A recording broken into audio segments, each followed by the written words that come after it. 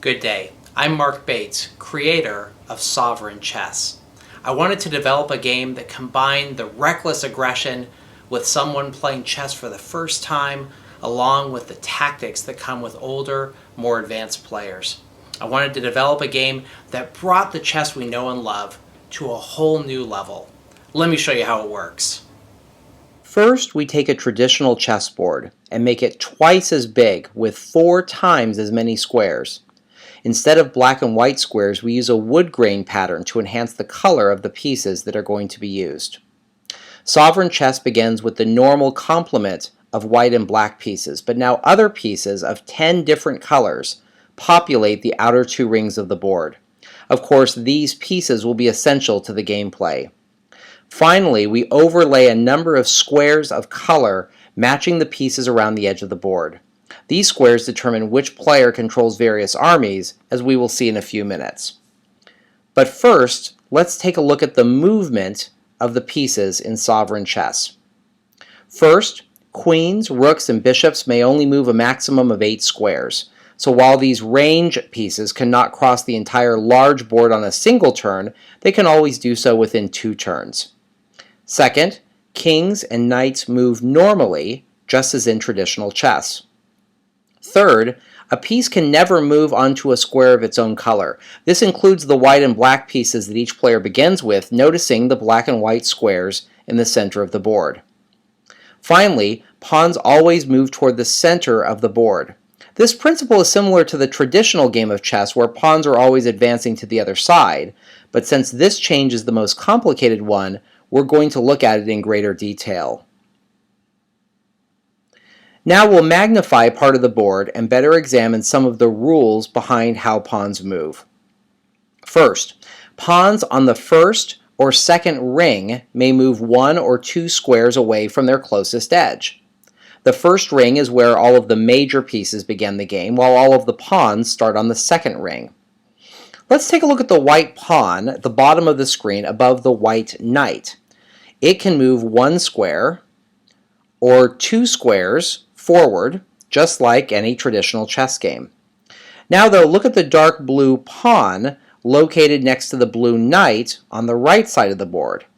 It can move 1 or 2 squares left, as that is away from its closest edge, that is, the right side of the board. Let's leave it 2 squares ahead. Notice that both pawns are closer to the center of the board than where they started. The next principle is that any pawn may move 1 square toward the center of the board. Generally, this means that if a pawn is unimpeded, it can move in 2 directions. Let's look again at the white pawn we moved a minute ago. It can either move left 1 square or up 1 square. In both cases, it's moving closer to one of those 2 brown lines that eventually lead to the center of the board. The blue pawn we just moved also has the option of moving left or up, but we'll move it up 1 square. Even the white pawn in front of the white rook at the bottom of the screen has this option as well. Not only can it move 1 or 2 squares up the board, but it can also move 1 square to the left. Since it still sits on the second ring, it can advance 2 squares forward on a later turn. The purple pawn by the purple queen is a bit more limited. While it can only move forward, that is to the left, 2 squares on its first move, its further moves can only be made to the left. Moving the pawn up across the brown line would not lead it closer to the center, only equidistant, and so this is not allowed. The gray pawns, located in the corners of the board, may move 1 or 2 squares diagonally for their first move. There's 1 square or 2 squares diagonally, after which they must move like the rest of the pawns. Of course, if the light blue pawn moves, for example, then the gray pawn may move up 1 square as well, just like the other pawn movements allow. Finally, pawns promote by moving into that middle 4x4 center of the board, which is visibly marked by a dark black border. So, for example, if this white pawn moves to the left and then up a square on each of its subsequent 2 moves, it can promote to a white queen. A pawn of any color can promote to any major piece of that color. So if we move the purple pawn, one square, and then another square, then it can become a knight, a bishop, a rook, a queen, or it can even become a king, but that's an advanced rule for a later discussion. For now, let's just leave it as a purple queen. But pawns are also dangerous on their own, as they can capture diagonally as long as they move either one rank or one file closer to the center. Let's see how this is done. We'll surround that white pawn that's still on our screen there with 4 black pieces, a queen, a bishop, a knight, and a rook. The pawn can clearly capture the queen as it ends up closer to the center of the board, but it can also capture the bishop as it moves closer to the brown line at the top of the screen, even as it moves away from the other one. Similarly, it can capture the knight, as we would say that puts it one file closer to the center. The only piece that's safe is the rook, as capturing it would leave the pawn further away from both brown lines and thus is not allowed. So in most cases, pawns can capture in 3 directions. If we move the blue pawn here, though, up next to the brown line, it can only capture 2 ways. Here, noted by the green check marks, but not any pieces located on these 2 squares with the red X's. Finally, you may see that the green pawn on the bottom of the screen, right there above the green knight, is allowed to capture the white rook as it moves closer to that brown line on the left of the display. Such a capture is legal and leaves that pawn on the first ring behind where other pawns began the game.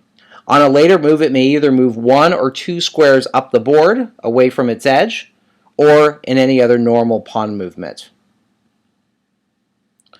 You may wonder about how the squares of color in the middle of the board work, so let's begin a game to see what happens. White begins by advancing a pawn 2 squares, and black does the same. White moves forward 1 more square, and so does black, but now its pawn sits on a red square.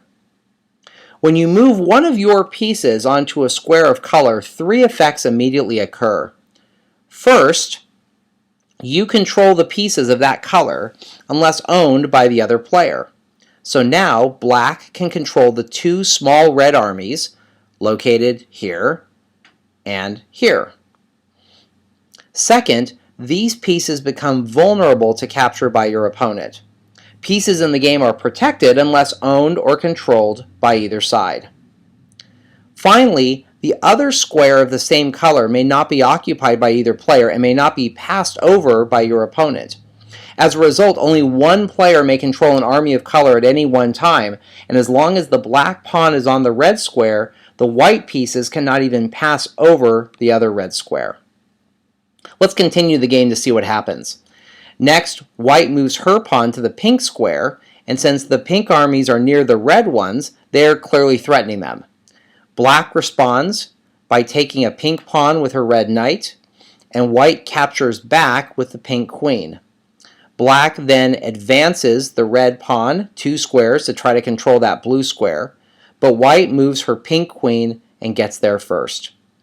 In this position, the player playing black also controls red, and we would say the player playing white now controls both pink and blue. However, if the white pawn on that pink square were moved or captured, then white would lose control of both of these colors. So that's Sovereign Chess, the game that takes everything you know and love about chess and adds so much more. Stick around as we look at games which demonstrate basic and advanced strategy. And if you have any questions, you can always go to sovereignchess.com, where we examine more about the rules and discuss different things about the game. Sovereign Chess, the game that's clearly more than just black and white.